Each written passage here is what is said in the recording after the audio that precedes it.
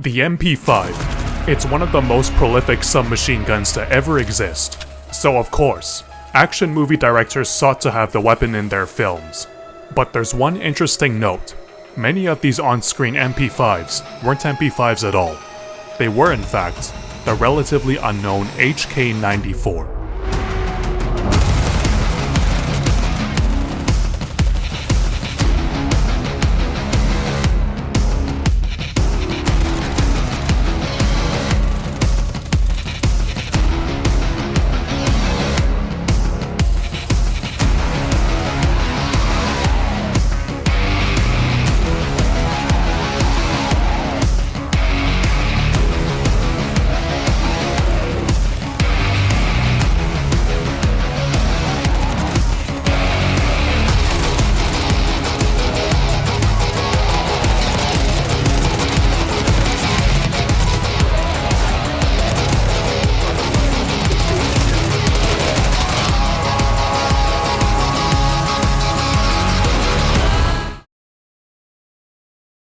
The MP5's trial by fire took place in May 1980 during the Iranian embassy siege.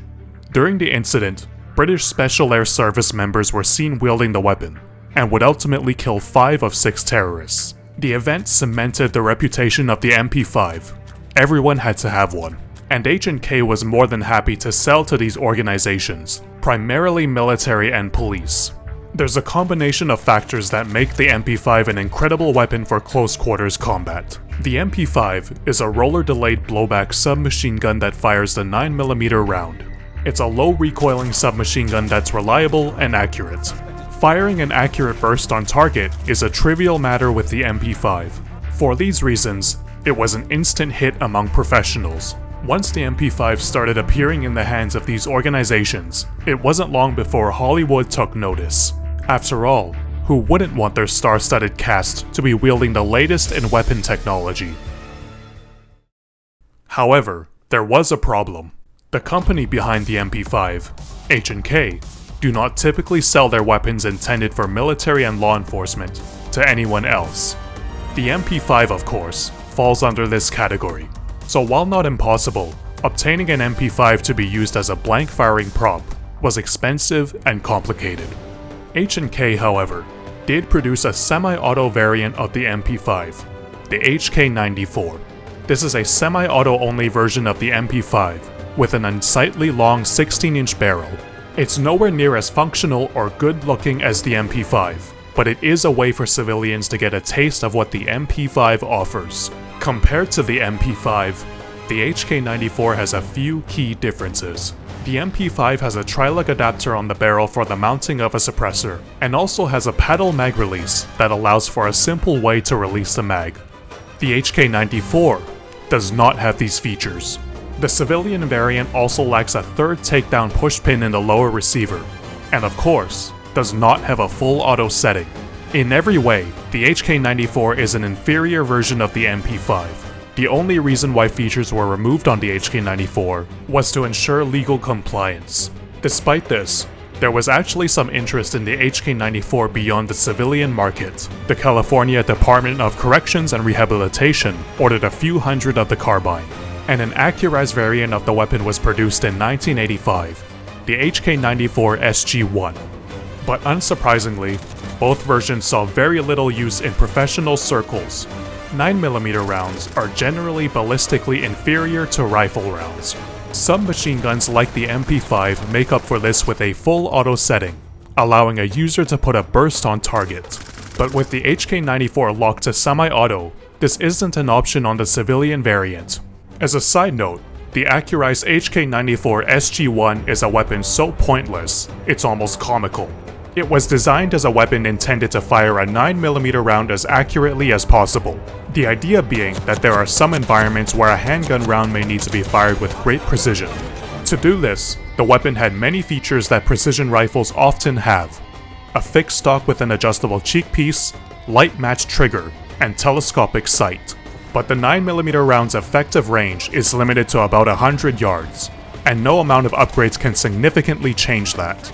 Interestingly, the scope that came with the SG-1 was zeroed for .223 ammunition. meaning that the reticle and subsequent holds would be completely off for the 9mm round that it fires. As a firearm for the range, the HK94 is okay. It uses the same roller-delayed blowback system as the MP5, so shooting either weapon will feel relatively similar. But the lack of a paddle mag release and absurdly long barrel means the HK94 just isn't as practical or fun compared to the MP5. But all the HK94's deficiencies gave it one very important benefit. It was relatively simple to import into the United States. Typically, movie productions do not own firearms. They rent them from companies who specifically provide that service. One of the largest was a company named Stembridge Gun Rentals. Founded in the 1920s by James Signey Stembridge, a drill sergeant turned actor, he noticed that many movie sets had difficulty procuring firearms. So, with some financial assistance from Paramount, Stembridge purchased a number of firearms that would be rented out to many different movie and TV productions. The business model proved to be a success. At one point, the company boasted the largest private collection of firearms in all of America. So for a company like Stembridge Gun Rentals, the HK94 was quite an attractive option. With some modification, it could be made to look like an MP5, and it was much cheaper than buying a real MP5. There were two main changes done to the HK94 by weapon masters at Stembridge. The 16-inch barrel was cut down, and a full auto sear was installed. With these two changes, the HK94 looked much closer to an MP5, at least from afar. For the majority of these Hollywood conversions, there are two telltale signs that distinguish them from an MP5. The lack of a tri-lug adapter or any type of thread on the barrel, and the lack of a paddle mag release. Between the early 80s to early 2000s, this HK94 conversion was very popular in movies. Perhaps most famously, chopped and fully auto-converted HK94s were heavily featured in 1988's most iconic Christmas movie, Die Hard. They're almost certainly meant to represent MP5A3s, but if you look closely, you'll notice the telltale signs of the HK94. None of them have any tri-lug adapters, or any threads at all for that matter, on the barrel, and the paddle mag release that all MP5s have is missing. In fact, in one of many iconic scenes from the movie, one of the bad guys has to awkwardly reload his HK94 with his thumb, using the hard-to-reach button mag release. If you grew up thinking the MP5s in Die Hard were MP5s, don't feel too bad. It's an easy mistake to make, and an interpretation that was completely intentional by the movie. But the truth is, there was not a single MP5 in Die Hard. They were all HK94s. The trend of converted HK94s continued on for quite some time, partially due to the desire to feature MP5s in film, and also because of Stembridge Gun Rentals' prominence as the largest gun rental company for Hollywood. It was quite common to see their firearms across multiple different films, and that's certainly the case with these converted HK94s. Movies varying from Terminator 2, The Rock, and Air Force One all featured the MP5 wannabe. In 1989, thanks to the ATF, the HK94 was banned from being imported into America, and thus ended the supply of HK94s. However, the ones that were already in the country could still be used. So, the HK94 continued to show up in movies, though this was not to last. In 2007, a large amount of Stembridge Gun Rentals inventory was auctioned off. It's unclear if the HK94s were sold, but it is interesting to note that after 2007, there has not been a single recorded appearance of the converted HK94 on screen. Presumably, these HK94s were sold off to other companies or collectors, where they sit unused, a relic of a bygone era in Hollywood. The HK94 sees much less representation in games. Why this is simple. Game developers can simply make models of what they want, so most choose to model a real MP5. However, there are games that feature the HK94, but why the gun is in these games are for a few potential different reasons. When developers model objects in games, it helps to have the real thing to reference. One simple reason why the HK94 might be in games is because the developers used an HK94 as a reference model, and couldn't tell the difference between the HK94 and MP5. This is evident when the HK94 is named the MP5 in these games. Another reason why the HK94 may show up in games, particularly older games, is the limitation of 3D graphics at the time. With some older games, it simply may not have been possible to model details such as a paddle mag release or tri-lug adapter. The final reason why the HK94 may show up in games is for legal reasons. Due to various lawsuits, some firearm companies are unfortunately less willing to have their firearms featured in video games.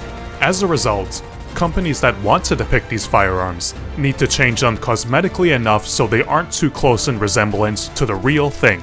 This year's Black Ops 6 features a gun that's intended to be an MP5, but there are a number of visual differences between what's depicted and a real MP5. The most interesting differences are the lack of a paddle mag release and pistol grip that's separate from the lower receiver, just like an HK94. While it's certainly not a match to the real thing, it does seem to capture the spirit of the converted HK94s from the 80s and 90s. In any case, they serve the same purpose: to depict the MP5 without actually replicating one. Making a successful movie is often the product of strategic compromises. Some of film's most iconic roles, filming locations, and props are all the result of second choices, rather than a perfect one. The HK94 is not an MP5, and will never be one. But as a film prop, it looks close enough. And with the amount of attention the MP5 has received as a result of the HK94's appearance in film, the choice to forego a real MP5 for a similar looking variant seems to have been a net positive for the reputation of the former. Sometimes, compromise is the right choice. I want to take a quick moment to thank all of you for the support this year. The channel has grown exponentially as I've gone from Ready or Not to firearms content and more. It's been a great year, and I have a lot more planned for 2025. Merry Christmas, Happy Holidays, and see you in the next year.